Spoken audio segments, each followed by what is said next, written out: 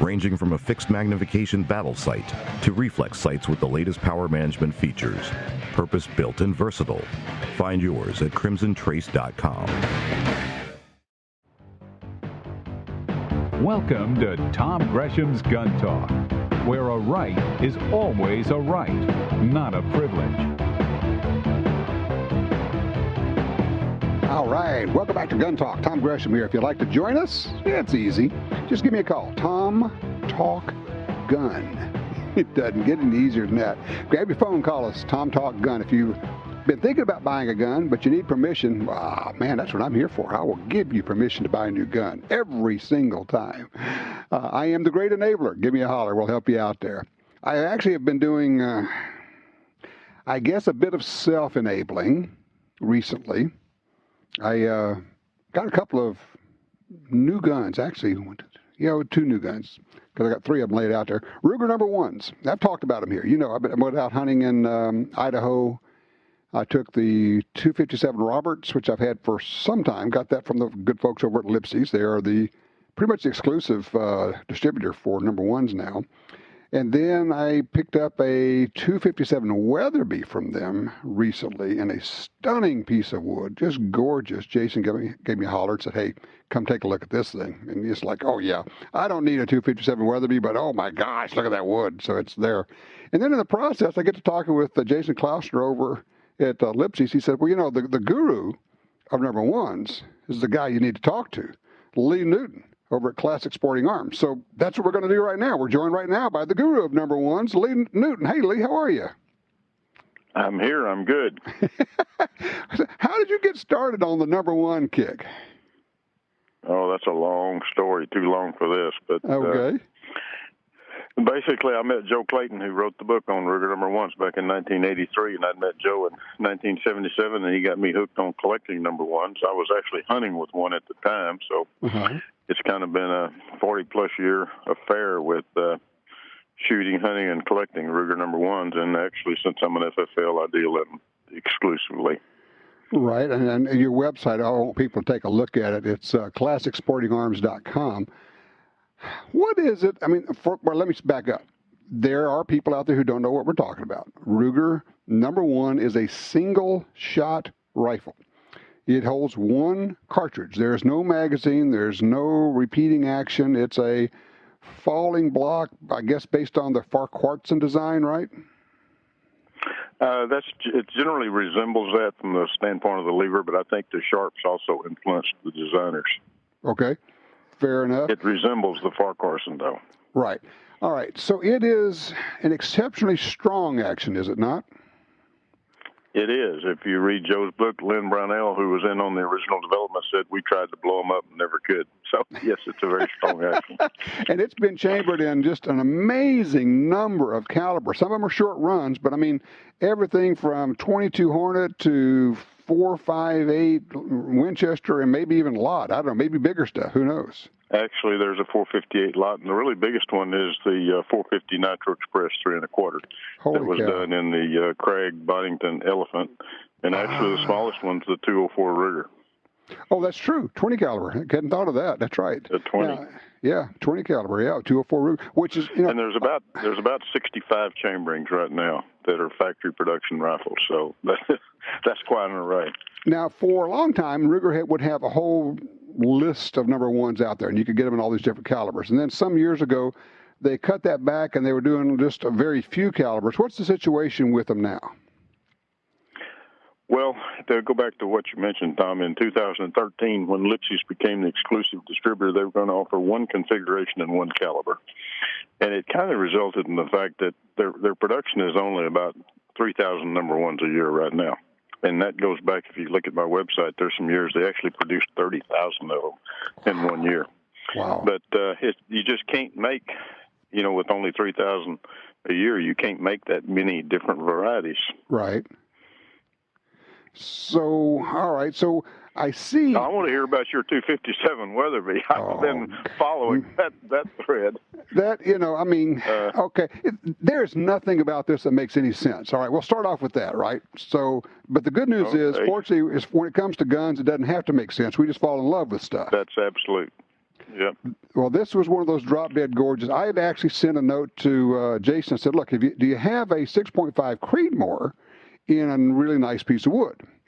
And for those who don't know, we're talking about Jason Klausner over at Lipsy. He's kind of their right at Lipsy's.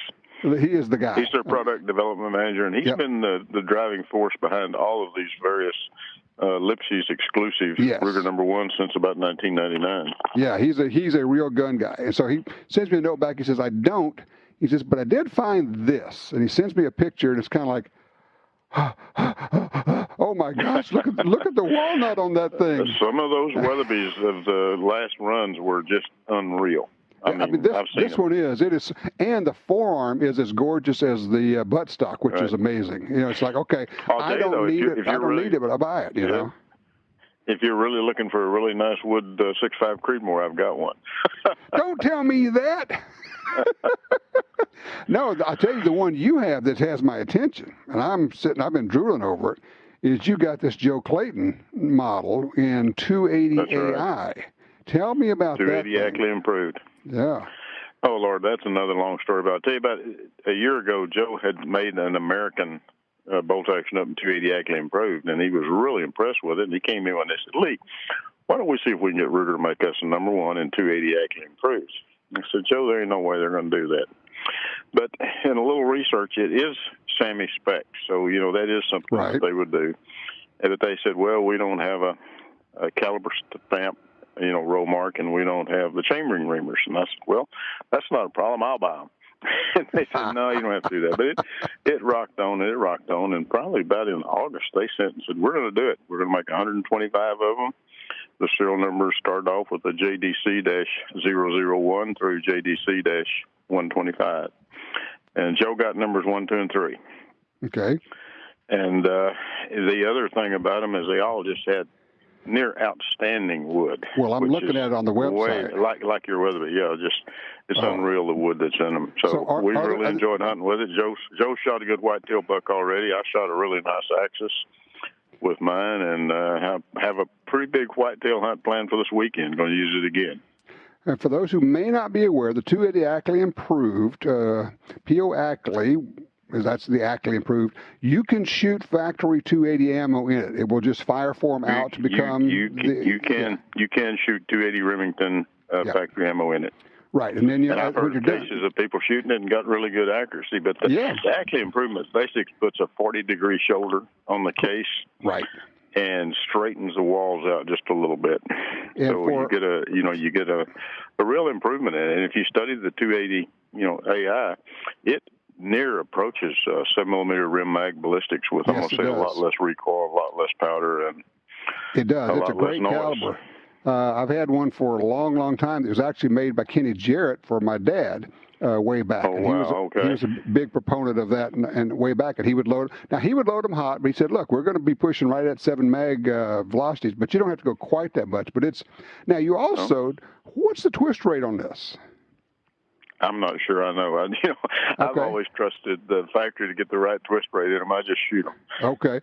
Now, the question that I have for you is the ones you have there, do you have some, or do you have any with a really gorgeous wood? They've all got gorgeous wood. Some of them are just a little more gorgeous than others. Yeah, there's just, and it also has a 25-inch barrel. It's the A1, which is the lighter weight version, which is what I'm looking. My problem with my 257 Weatherby is it's the 1B, and it's heavier. It's a lot to carry up and down those mountains. But the one you have? It's not a mountain rifle, I can tell you that. It's a good bean field or blind rifle where you don't have to carry it far. The 1B you're talking about? But the 1B with the 28-inch barrel, yes. Right. But yours, this one lighter weight carries like a dream. It's lighter, a pound, a pound and a half lighter. Pick me out a nice one, put it in the corner. Simple as that. Just there it is. Do you have a special number you'd like? We'll see if it's still available. I don't know. I'll give you some thought. I don't know if I'm not going to tell you on the radio. Somebody else will jump in there. Okay. But yeah, I will get back with you. You mentioned your dad a little earlier. I've got to ask you about his Ruger Red Label over and under shotgun. It was serial number, I think, 150 something, and I won't say it on the radio, but he actually 155 actually. It's 155. Okay. Back in the old days. Those are really neat shotguns. Yes, they are. The Ruger Red Labels were gorgeous. So it's still in the family then? No, we actually sold most of those after Dad died. Okay. So there's some Ruger collectors out there that have some of those scattered around. I'm in that category, okay, but I don't have his.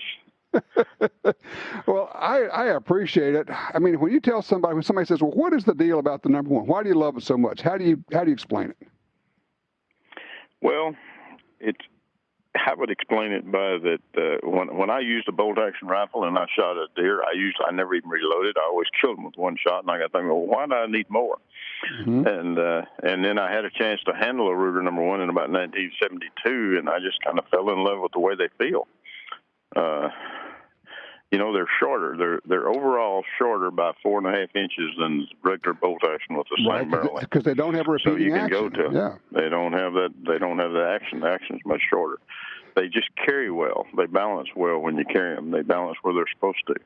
Well, point of fact, you're 25. You can sit there and you're blind and sit there and just admire it because it's such a thing of beauty. Listen, I have pictures of my rifle at various places that I'm hunting. Just put it down and take pictures of it out there in the country just because it's just that gorgeous. Now, I do want to go back to the idea that there's no repeating action here, because if you have a 25-inch barrel, which you have on this special, it is the same length as a bolt action that has a 21-inch barrel. If you have a 22-inch barrel, number one, it is short. I mean, we're talking as short as an 18-inch barrel in other rifles, so it's really slick. The overall length of this rifle is only 41.25 inches. Yeah, that's sweet. So it's short, and it's sweet. I was going to say, we can do this a long time talking about this, but I'm just going to say it a different way. We're going to do this because we're going to get together at some point, whether it's hunting or just looking at guns or doing something, because I want to get together with you and talk about this some more, okay? Oh, we can do it. All right, sounds good. And maybe I can run into you at the SHOT Show or at the NRA next year. I used to try to make both of those events. I will be there, I guarantee you. If you're going to be at SHOT Show, let me know. We'll make it a point to get together. I want to direct people to your website, ClassicSportingArms.com. If you want to know more about Ruger number ones, and maybe even buy one of these special ones that Joe has, take a look at that. Joe, thank you so much. All right. Hey, appreciate it. You take care. I do love those rifles. If you haven't looked at one, go take a look at it. If you don't, if you see it, I was Lee Newton. I'm sorry, did I say Joe? I was looking at the Joe Clayton. It's Lee Newton there. I appreciate that. Yeah, Lee Newton, and it's the Joe Clayton Classic is the rifle itself. So there you go. I was looking at. I was drooling over this rifle. Joe Clayton Classic, and it's put together by Lee Newton at Classic Sporting Arms. There you go. All right, right back after these important messages.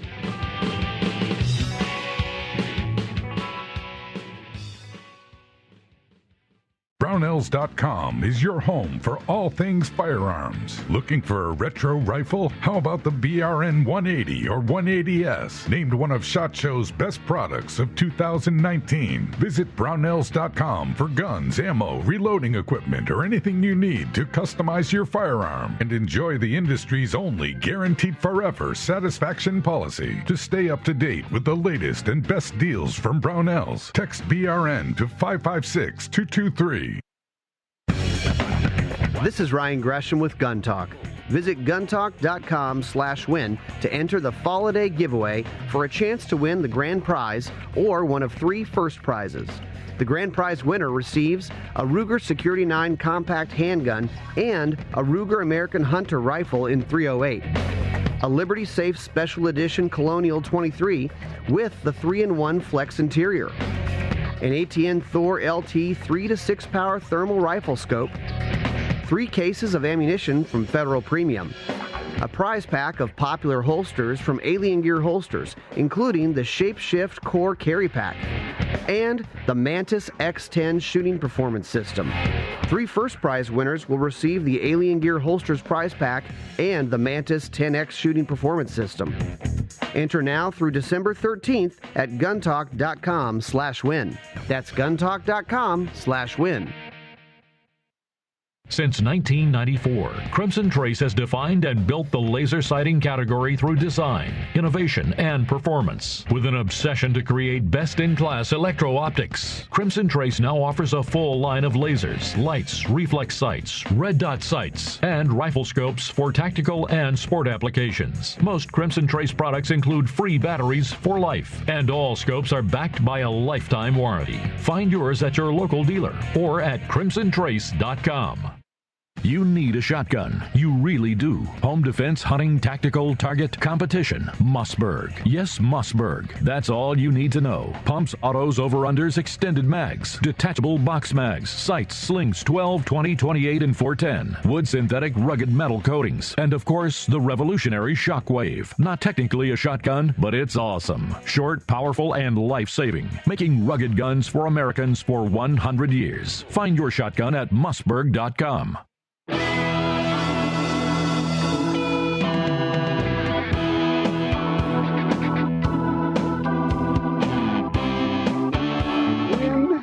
you want to spot that burglar? When he's casing your home or after he's already in? Ask John, whose Blink camera alerted him of burglars trying to break in while he and his family were home. Or Shannon, her Blink camera caught a thief stealing packages. Both times, Blink video clips were sent to the police to help convict the crooks.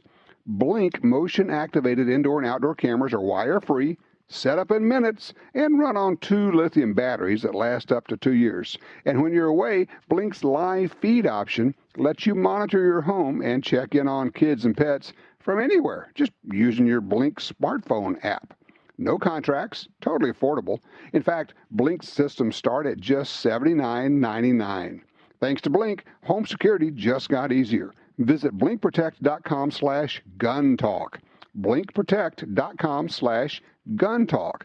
Blink is also available at Amazon and at Best Buy. Blink is an Amazon company, and it works with Alexa. Our number 866-TALK-GUN. Luke is called in from the state of New York. Hello, Luke. What's on your mind, sir? Hi, Mr. Gresham. I have a field report. Okay.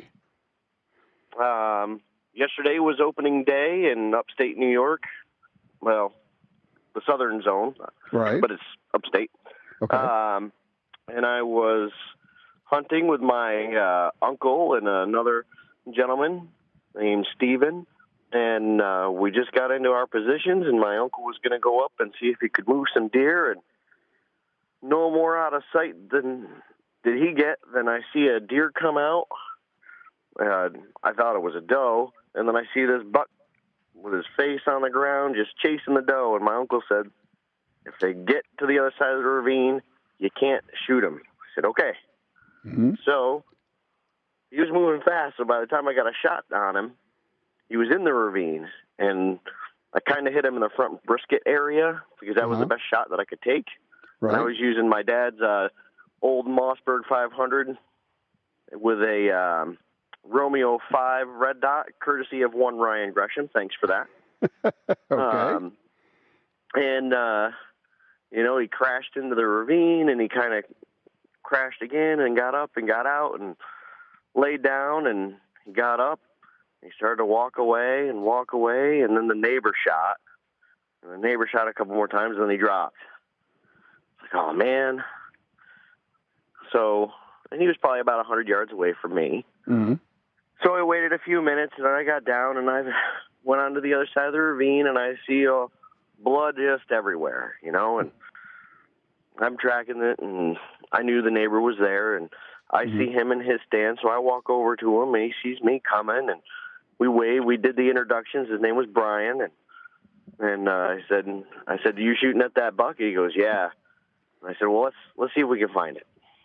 So we went and we looked for it, and we found it, and we both looked it over, and he goes, "Boy, I don't think I hit this deer."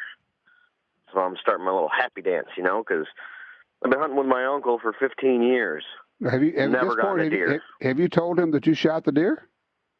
Oh yeah. He knew I shot the deer. Okay, what were you using, a slug? Yeah, I used a slug. Okay. He was using a rifle, a .308, I think. Okay, all right. So my uncle had come over. We're on the radio communicating the whole time and everything. And he looks the deer over, and he asked Brian what he was using, and he goes, 308. And he goes, okay, well, there's a hole right there that's not a 12 gauge. I'm like, oh, man. He goes, let's see what kind of damage was done in here. So we start to dress it out and everything, and my shot went through the brisket and went out the left side behind the left leg, and I obliterated a lung, but he was still moving on one.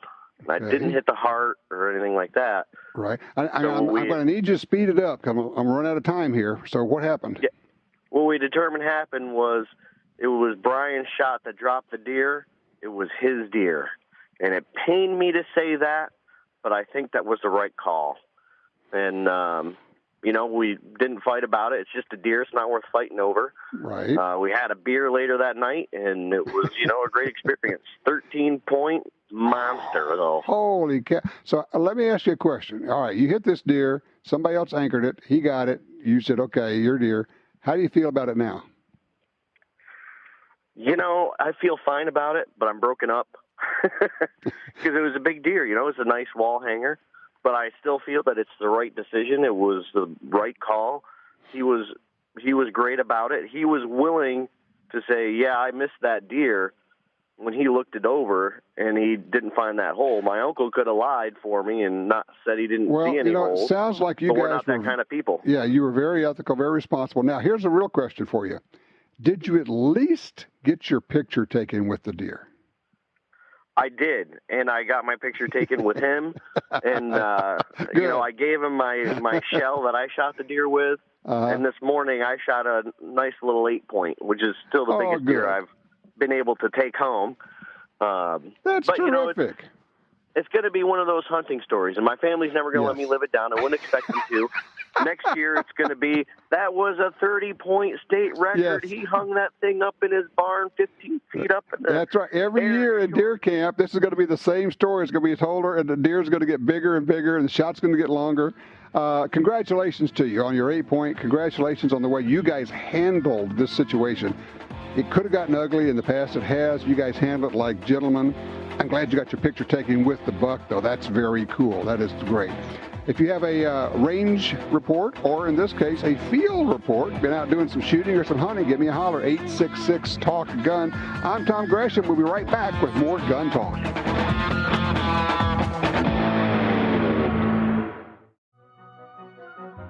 This is Milo Lardbottom, Junior Under Assistant Deputy to the Assistant Director of Deputy Affairs for the Department of Homeland Security, with a special message for listeners of Tom Gresham's Gun Talk. We know who you are. We know where you are. You're right by your radio.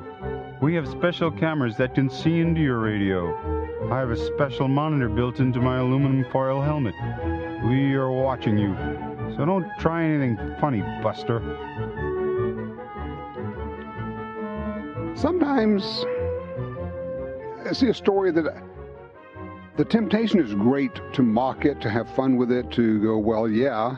On the other hand, you're thinking, yeah, but it's a good thing, so do you really want to mock it? Okay, the answer is, yes, of course I do. Of course I do. The Justice Department has rolled out a new program to combat gun violence. They're going to combat gun violence. Attorney General William Barr announced a new initiative Wednesday that would better enforce the U.S. gun background check system, coordinate state and federal gun cases, and ensure that prosecutors quickly update databases to show when a defendant can't possess a firearm because of mental health issues. The push is known as Project Guardian. It was unveiled at a news conference in Memphis, Tennessee, alongside officials from BATF-E on the same day public impeachment hearings against President Donald Trump began. So there's no media coverage of it, of course. As part of the program, U.S. prosecutors will coordinate with state and local enforcement officers to consider potential federal charges when a suspect is arrested for weapons possession and that person is believed to have used a gun to commit a violent federal crime. Okay. For, 20, 25 years, I've been saying on the radio here, yeah, no, we already have a way to do something about this. We have convicted felons who use guns in violent crime, and we cannot get the federal government to prosecute them. It's a federal crime. It's against the law. You cannot get a U.S. attorney to take the case. It's extremely rare. And I always say, look, we have them. We have them arrested. We have them in state or local custody. They are being charged with crimes. If we can send them to Club Fed, where federal time is real time, at the very least, we get them off the street for that period of time, and even better, perhaps it becomes somewhat of a deterrent. In other words, how many times have all of us said, we already have the laws on the books. There's no need to pass additional gun restrictions, because that's all it is. It's restrictions on gun owners. If you would just enforce the current laws, you could make a huge dent in this. Well, as I read this, Project Guardian is exactly that. Enforce the current laws. Get the feds to work together with the state and local law enforcement authorities. Understand, I'm glad they're doing it. It's just one of those things you're going, my heavens, we have been saying this for quite literally for decades. I mean, I'm glad you're there. Okay, yeah, and you're right. The first thing they do on a lot of these cases, they plead away the gun charge. They say, well, if you plead guilty to the breaking and entering or for the assault, we'll give you the gun charge. Well, in this case, you go, no, we're going to send you away because it's okay. We can give you 10 years. Yeah, we can give you 10 years for felon in possession of a gun and commission of a violent crime. Is it going to make it an impact on other criminals? I don't know, but I know on that person will not be committing crimes. At least not on us out here. So it's a good thing. And let me just say this. I'm going to reach around, pat myself on the back, and pat everybody else on the back. This comes out of the firearms industry. Gun makers are the ones who put this together and worked with the Department of Justice and worked with Attorney General Barr. The gun makers, the firearms industry, is the one that did the Fix NICS program, where they said, okay, we know there are a lot of people who should be on the database that are not, prohibited people. And so when you do a background check, they don't show up.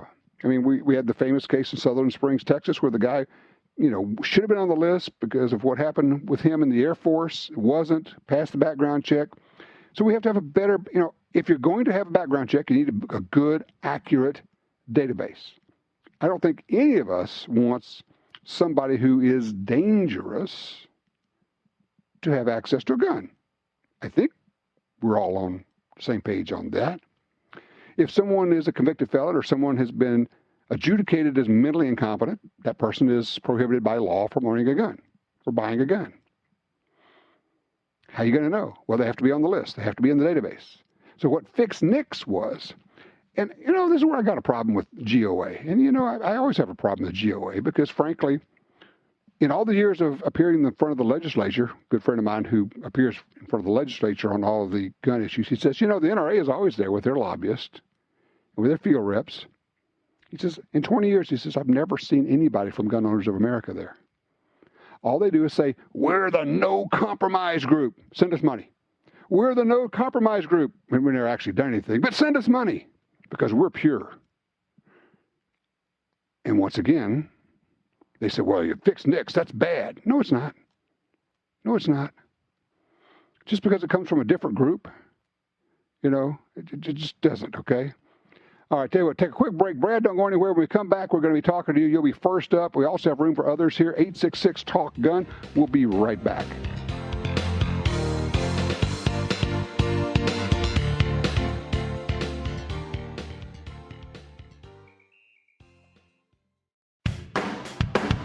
Smith & Wesson announces a new rebate for the popular M&P 9 Shield and M&P 380 Shield EZ pistols. Qualifying purchases made between October 14th and December 8th are eligible for a $50 prepaid card. Terms and conditions apply. Visit smith-wesson.com/shield 2019 for complete details. More than 3 million people have chosen the M&P Shield family of pistols for their personal protection needs. Shouldn't you? Since 1937, Ducks Unlimited has led the charge on wetlands and waterfowl conservation.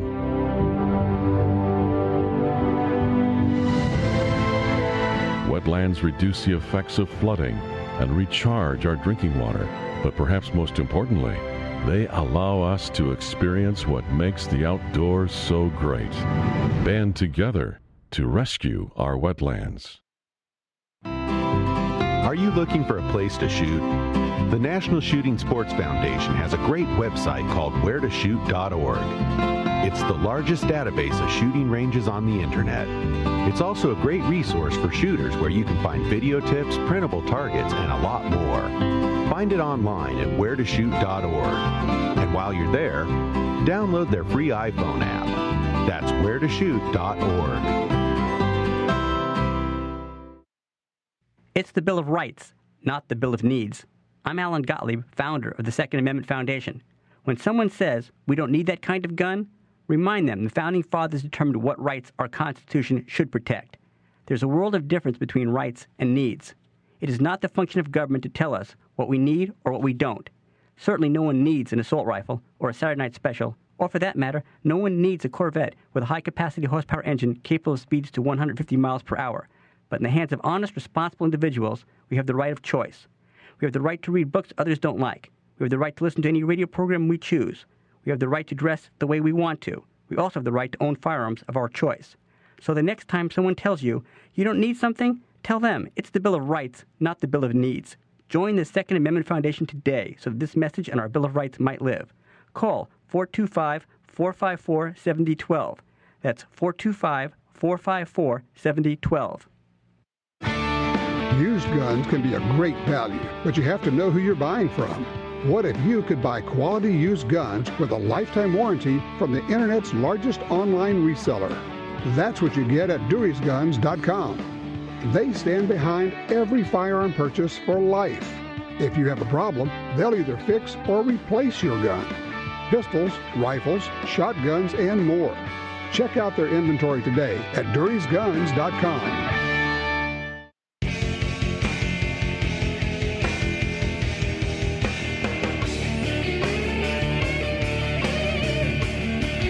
Oh yeah, I'm shopping again. Went to my class yesterday. It ended up being a private tutorial. We shot a lot.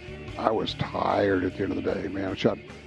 Well, they said to bring 500 rounds for your handgun and 500 rounds for your AR. If that gives you any idea. That's a lot of shooting in a day. Worked on a lot of different things. It was very interesting. Transition drills, malfunction drills with handguns and with ARs. Learned a lot. Got some ideas about gear, things I want to change up.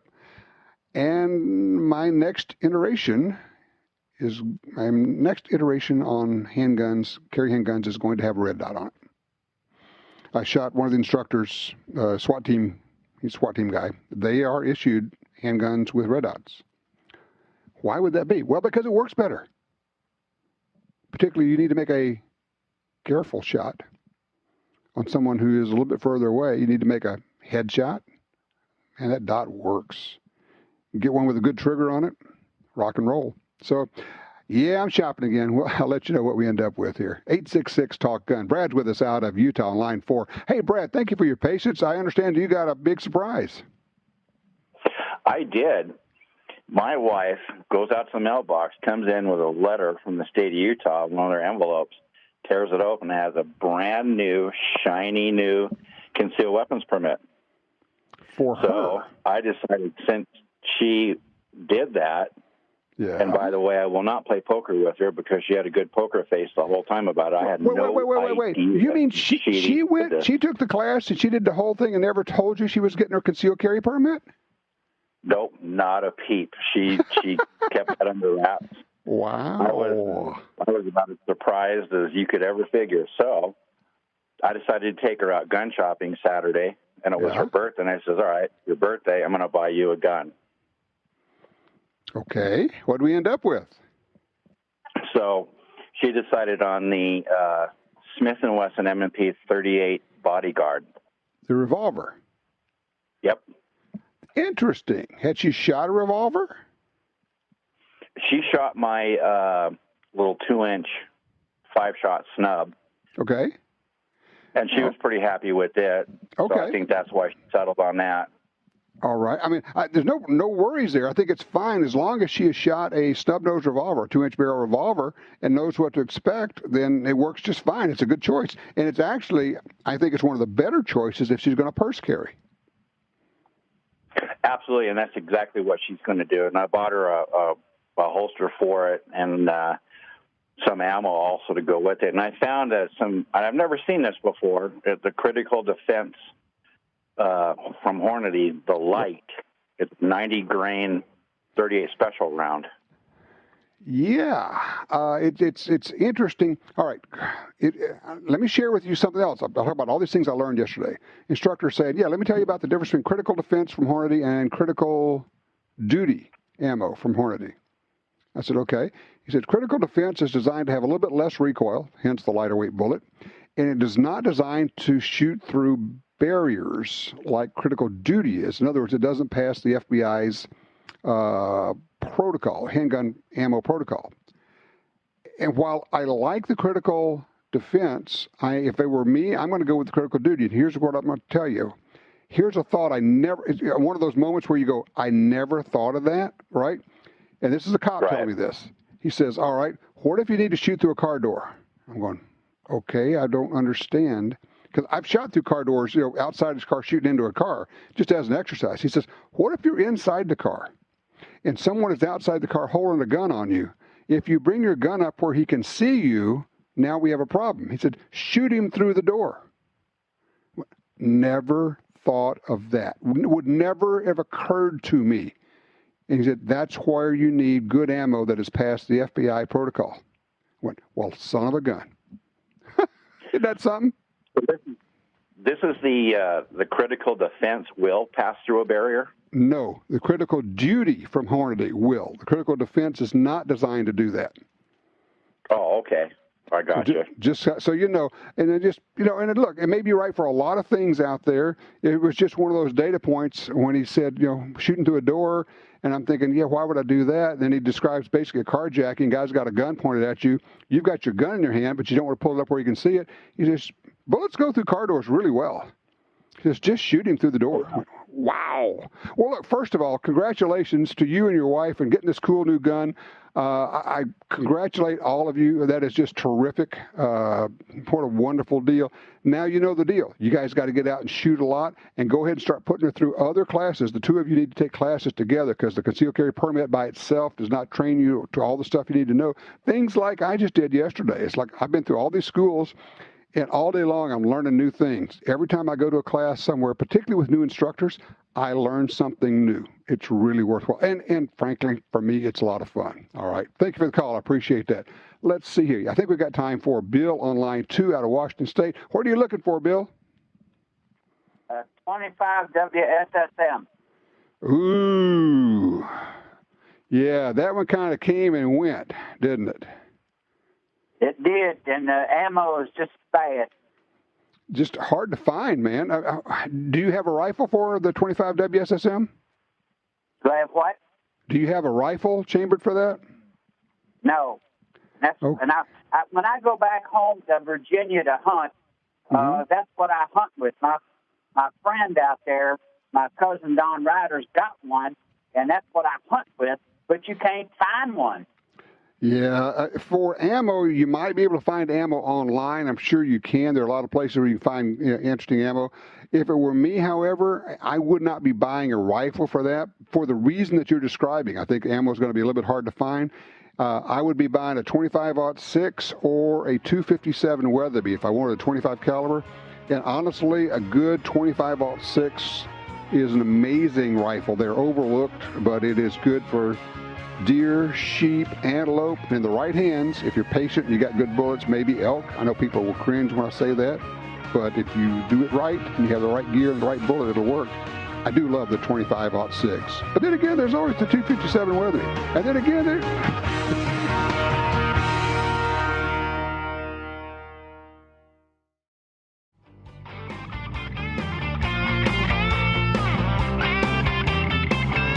let's go talk with Anthony. He's on line 1 out of Atlanta, Georgia, to talk about shooting USPSA steel matches. Anthony, what you got here? Hey, Anthony, you there? No, he's not. Okay. Way it goes. You know, snooze, you lose. Bye, Anthony. He's actually asking what 9mm would be the best for recoil and performance. It's an interesting question because you're working against power factors. And I think, and look, let me start off. I don't shoot USPSA. I watch it occasionally. But I think maybe the 38 Super is a big deal there. And some 9mm loads will work. And you're always factoring, you know, can you make a power factor and still be shootable? So you want the lowest recoil, et cetera, et cetera. So I guess I don't know what I would do if you are shooting USPSA, or actually, you know what? If you're shooting any kind of competition and you have a question about what would work best, ask other competitors. It's not like a lot of other sports, and that's one of the things that's interesting. In shooting, your fellow competitors will help you. They will say, you know, and you can just say, look, I'm new at this. And they'll say, well, look, you want to use this load, and you can buy that here. Or if you're hand loading, this is what you want to do. Well, what about holsters? Oh, let me show you. I mean, you could, I've said this before, and people, I'm sure they think I'm making it up, but it's absolutely true. You could go to a match somewhere and just tell people, look, I've never, not a big match, you know, but a local match, and say, look, I've never shot before. I've never shot this kind of competition before. I'm thinking about doing it. And before you know it, people will be loaning you a belt rig, a holster, a gun, and their ammo. And they will be showing you how to get going on this thing and welcome you into it. So if you're shooting a particular kind of competition and you have questions about the gear or a technique or whatever it is, ask other people. You can go up to somebody like a Max Michel or a Rob Latham or a Doug Koenig or anybody, and assuming they're not in the middle of their shoot, so don't mess with them when they're about to go shoot, okay? Because they got to get their head right. But any other time, they're going to talk to you and say, oh, yeah, let me show you this. It's surprising, and yet once you get into the culture of it, it's not surprising. Because you got people who love what they do. They welcome other people in. They want to share it. It's a vital, important part of their life.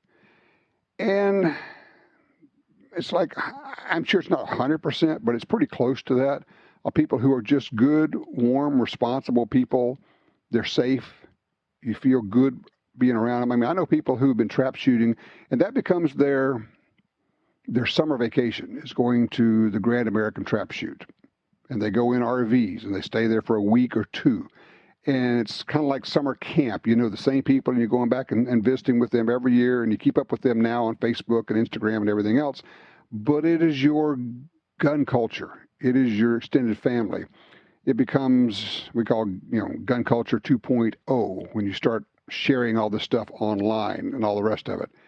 So if you have a question, if you're involved in any kind of shooting, go find people who are already doing that kind of shooting. If you don't know where to find them, go to a local gun store, go to a local shooting range and say, look, who shoots this? Where can I've heard about long range shooting. Where can I do that? Well, here's who you ought to talk to. The store will tell you. The range will tell you. You go out to such and such. You call this person. It's a wonderful feeling. Tell you what, we're about to launch into the after show, and we need you to give me a call right now because we have some stories we want to tell, and you're only going to hear them if you get on with us. But also, if you have stories that you want to tell, and this is where we can share stories that are not allowed to be broadcast. The FCC doesn't let us say some of this stuff on the air. You need to be a part of this, and we need your stories there. So if you ever shot a deer like our caller did and had somebody want to take it from you, wow. 866-TALK-GUN. All right, get out there, do some shooting, get some training, get serious about this. It's only your life.